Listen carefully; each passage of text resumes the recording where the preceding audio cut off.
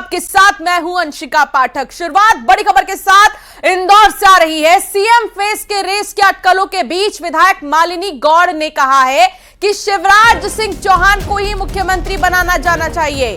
उनकी माने तो प्रधानमंत्री मोदी का जादू और लाडली बहना योजना बीजेपी के लिए गेम चेंजर बनी। प्रचंड जीत के साथ पार्टी वापस आई है।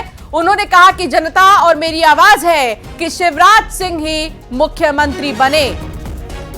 तो ये बयान मालिनी गौड़ का और उनका ये कहना है कि शिवराज सिंह चौहान को मुख्यमंत्री एक बार फिर से बनना चाहिए, क्योंकि लाडली बहनों पर जादू शिवराज सिंह चौहान का चला। शिवराज सिंह चौहान जिस तरह ग्राउंड जीरो पर लाडली बहनों के साथ नजर आए, यही वजह है बीजेपी की प्रचंड जीत की। और साथ ही उन्होंने प्रधानमंत्री को भी इसका श्रेय दिया। उन्होंने कहा कि पीएम मोदी के तमाम दौरे, सभाएं, प्रचार, रोड शो, इसी का तो असर है कि बीजेपी ने प्रचंड बहुमत हासिल किया है विधानसभा चुनाव में। और अब उनका ये कहना है कि शिवराज सिंह चौहान को ही दोबारा से मुख्यमंत्री बनाया जाना चाहिए। लाडली बहना योजना गेम चेंजर साबित हुई है, ये मालिनी गौड़ का कहना है। लेकिन अभी भी सस्पेंस बरकरार है।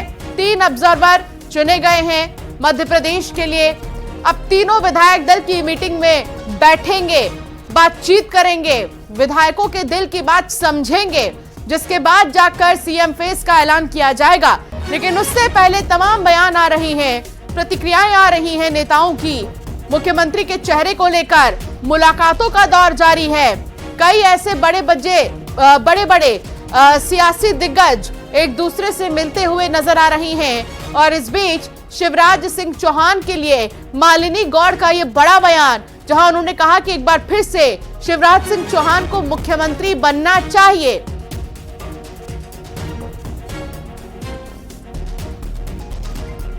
मिथिलेश गुप्ता इंदौर से संवाददाता साथ जुड़ गए हैं। मिथिलेश, मालिनी गौड़ का यह कहना कि गेम चेंजर साबित हुई है लाडली बहना योजना, क्या मायने निकाले जाएं?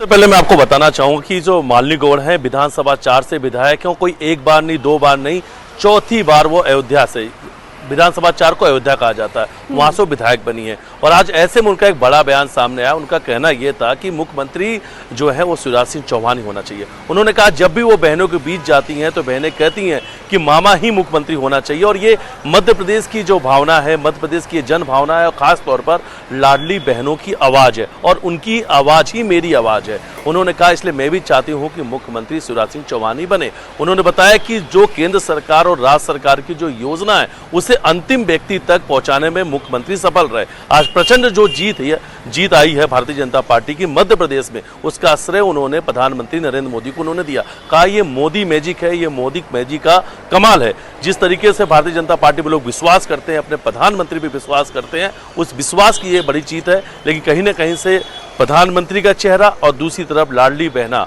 ये 2 बड़े गेम चेंजर साबित हुए इस बड़ी प्रचंड जीत के लिए। इसलिए मुख्यमंत्री का जो नाम सामने आ रहा है मालिनी गौड़ की वो चाहती है कि शिवराज सिंह चौहान ही दोबारा से मुख्यमंत्री बने। लेकिन शिवराज सिंह चौहान खुद अपने मुंह से ये बात कह चुके हैं कि मैं तो केंद्र नेतृत्व पर सब कुछ छोड़ चुका हूं, वो जैसा चाहेंगे वैसा होगा। ना मैंने कभी कहा कि मुझे मुख्यमंत्री बनना है, ना मैं आगे कहूंगा, मैं तो एक सामान्य से कार्यकर्ता हूं।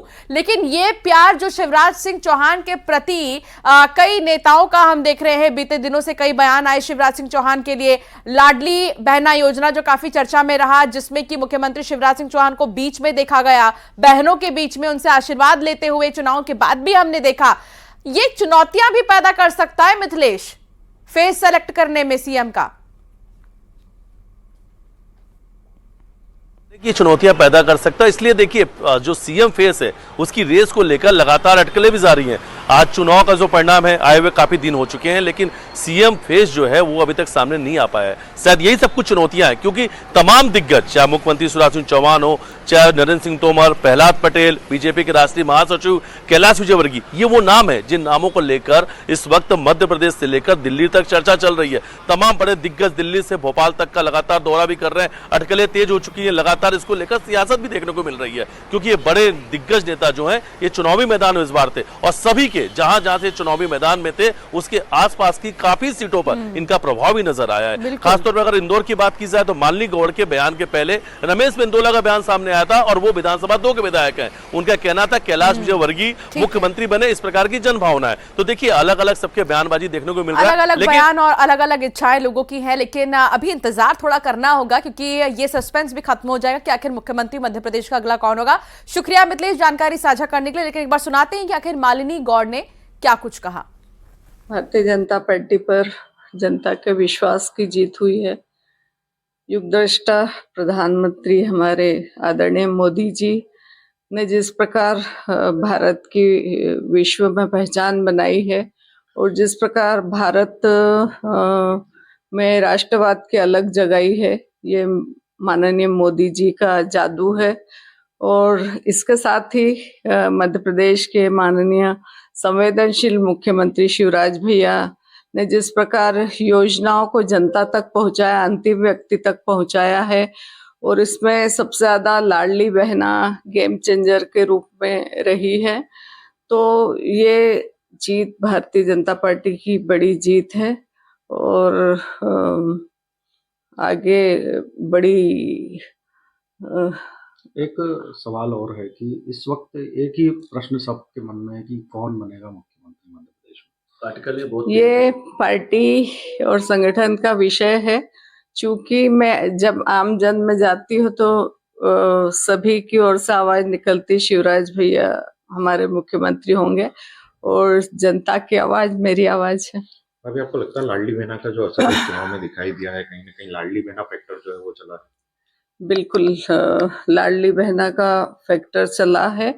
और जिस प्रकार मैं देखती थी कि जिस दिन चुनाव थे, वोटिंग था, उस दिन बहनों की लंबी लाइन लगी थी और जिस तरह लाडली बहना योजना शुरू हुई थी तो बहनों ने खूब आशीर्वाद माननीय शिवराज भैया को दिया और भारतीय जनता पार्टी को दिया। भाभी सबसे ज्यादा का सभा की बात करते हैं तो सीएम शिवराज जी ने किया था, सबसे ज्यादा सभाएं की और जिस तरीके से 160 प्लस सीट आई है, तो क्या लगता है कि उन सभाओं का भी बहुत असर हुआ है? बिल्कुल, माननीय हमारे मुख्यमंत्री शिवराज भैया ने जो अथक मेहनत की है उसी का परिणाम आज सामने है।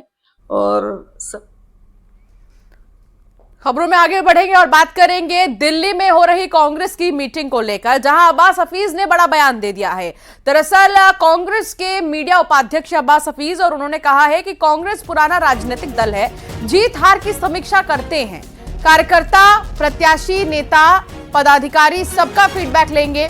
ईवीएम के साथ हार के जो अन्य कारण हैं उन पर चर्चा होगी। बीजेपी में सिर्फ फुटअव्वल जैसे हालात हैं, पुरानी सरकार में विवाद होता है, एमपी में बीजेपी के नेता लॉबिंग में लगे हुए हैं, कई सारे सीएम इन वेटिंग हैं, अब तक नाम घोषित नहीं कर पाए हैं, ऐसे में मध्य प्रदेश की जनता का नुकसान हो रहा है।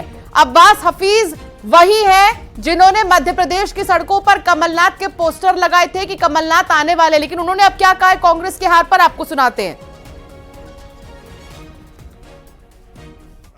देखिए, कांग्रेस पार्टी एक पुराना राजनीतिक दल है, सबसे पुराना राजनीतिक दल है। कभी जीतते हैं तो भी समीक्षा करते हैं कि और बेहतर कैसे जीत हो सकती है, हारते हैं तो उससे ज्यादा चिंता करते हैं। कार्यकर्ता हैं, नेता हैं, प्रभारी हैं, सबका फीडबैक लेते हैं, उसी प्रक्रिया का पालन किया जा रहा है और हर बैठक में ये समझा जा रहा है कि क्या कारण रहे हैं। ईवीएम तो एक बड़ा कारण है ही, जिसके प्रमाण आज मौजूद हैं, लेकिन और दूसरे कौन? तो 3 दिसंबर को एमपी और छत्तीसगढ़ में